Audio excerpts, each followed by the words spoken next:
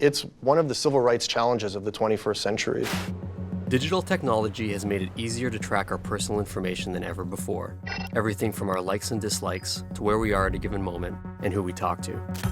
In 2013, Edward Snowden leaked documents from the NSA, revealing just how much of this personal information ends up in the hands of state surveillance programs. I want to know what this means for our personal privacy. I'll explore how hackers and activists are working to curb the increasing surveillance trend.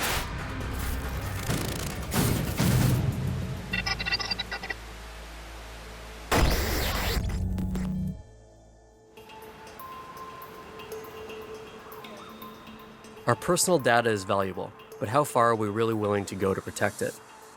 How often do we take a real interest in seeing where it ends up?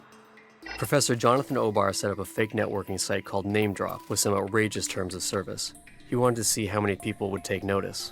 This is the front page of the site. It looks pretty familiar. Now you can sign up right away by clicking this first button here, and you agree to the NameDrop privacy policies. Or you can click here to read the privacy policy, sort of emulating this experience of joining a social network for the first time. Which option did most users choose? 74% chose the quick join option, which means that they agreed to it without even reading the privacy policy. Can you tell me what some of the crazier clauses were in your study? One of the clauses that we put in dealt with data sharing. So the clause said essentially any data that you share will be shared or could be shared with the NSA. And there was a more explicit gotcha clause in there too, wasn't there? We included what we call a child assignment clause, which essentially said by agreeing to these terms of service, you agree as a form of payment to give up your firstborn child. Which is creepy, of course. We want it to be creepy and to go to the extreme. But if you're willing to give up your firstborn and miss such a clause, what else are you missing that's not as serious? Did anyone actually click that they do not agree with the service? 100% of the people that took the survey clicked agree to both the privacy policy and the terms of service policy. That's telling.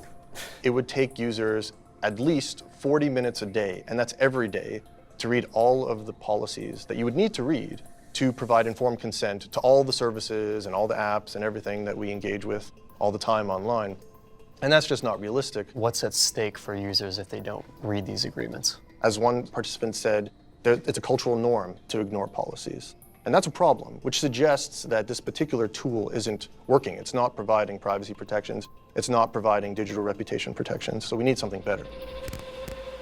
NameDrop's terms of service may be fictional, but the truth is that most people have no idea and don't seem to care what they're signing off on. That's a real problem, because in today's world, your data can be used to manipulate you in terrifying new ways, whether by a political party trying to get your vote or that online advertisement that won't stop following you around.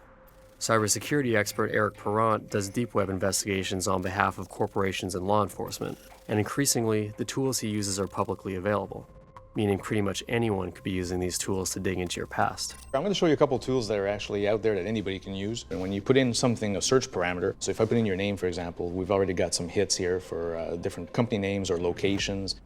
And you can actually navigate through the data, but there's a visualization, which is very interesting. Because when you look at it here, what you're actually seeing is the pertinence of these different subjects. So when you click on these things, it'll actually show you the links that it found that pertain to that particular subject. They keep track of everything you've searched for since the beginning of time, basically.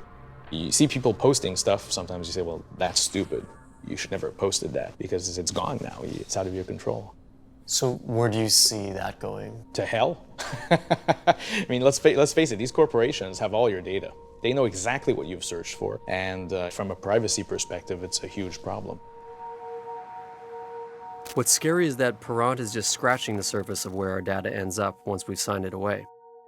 I visited Dr. Anne Kavukian at the Privacy and Big Data Institute to learn about just how massive a challenge getting control over our data will be, especially when so many different groups are after it. The Federal Trade Commission in the US did a study last year. They looked at 12 mobile health and fitness apps, and they found of the 12 devices they looked at, the information was flowing to 76 different third parties, unauthorized. 76, that's just one. I tell companies, look, you may collect information from individuals and you may have custody and control over that information, but you don't own that information. It doesn't belong to you. It belongs to the data subject to whom the information relates. I cannot tell you how different things have been since Edward Snowden's revelations, because he really revealed for the first time the massive amount of government surveillance taking place all around the world. Public distrust is at an all-time high. 90% of people were very concerned about their privacy, didn't know what to do about it. With so much pressure, there's no surprise that most people feel stuck when it comes to protecting their privacy online. Some members of the global hacking community are trying to pave a way forward. While the community doesn't always see eye to eye on how to protect personal data, almost all agree that it's something worth fighting for. David Mirza Ahmad is a former black hat hacker who's built an operating system to do just that. So you and your colleagues are developing an operating system that's designed to enhance people's privacy and give them more security. There's a spectrum of privacy-preserving technologies that you can use. In our project, we tried to bring them together. Everything in Subgraph OS today goes out through the Tor network. And we have secure file sharing tools and secure email tools, and we have a secure chat tool. Your background is in the black hat world. Now you're on the open source side of things. Do you think that's a trend that we're going to see happen as well? The hacking subculture, it's not about crime. It's like just about understanding how things work and challenging arbitrary authority. There are places where governments are extremely aggressively monitoring for any kind of dissent. And privacy is like a question of life or death in some of these places. So I think a lot of people from our generation and the generation that's there now is continuing to be at the front of this movement to make sure that the internet remains an open, free, transparent platform. Thousands of hackers and activists around the world are pushing the limits when it comes to defending privacy and fighting back against surveillance. In many cases, they do so at extreme risk to their own personal freedom. In 2015, Canada passed sweeping surveillance laws as part of its new anti-terror legislation, Bill C-51. In response, hacktivists from Anonymous fired back with targeted operations against the Canadian political and security establishment. I connected with Anonymous hacktivist Raymond Johansson to get an idea of how these operations work and why people risk so much to take part.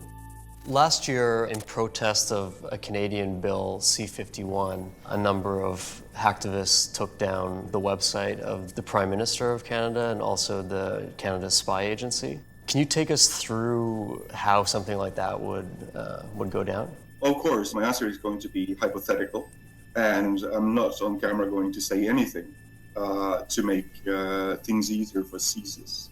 It works like this. A few people start to notice that something is going on. Let's say they read about the Patriot Act being imported to Canada in the form of a bill. Maybe it's called C-51. They get worried. Enough people start to do research and see that this is going to be wrong. Then they start to spread information. More people joins in, and some of them may start to work on attacking servers, and then maybe attempt a little hack and get a couple of documents out showing how badly the CSIS have acted in the past. Were there international hackers involved in the DDoSes of the Canadian government websites? I can definitely say yes, but I say that as having watched it from the outside. Regularly, I participate in swap meets where we exchange tasks. So a Mexican will do something that needs to be done in Sweden, and the Swedes, in their turn, will do something that needs to be done in Thailand. And it's just a smart way, an obvious way to protect everybody. Do you ever fear that the work that you do could get you into a lot of trouble? I work with those persecuted and jailed anonymous activists and hacktivists around the world, so I know what could potentially happen to me. But you see, I have no sense of self-importance. I am no one. I am irrelevant. But, of course, as all activists, with boots on the ground or in front of a keyboard, I accept the risk. So what do you say to people who claim that they don't have anything to worry about, they're not doing anything wrong, and so they don't take any steps to secure their own security? You have walls on your house and you have curtains. Why do you have curtains? Of course, privacy matters. It's a human right.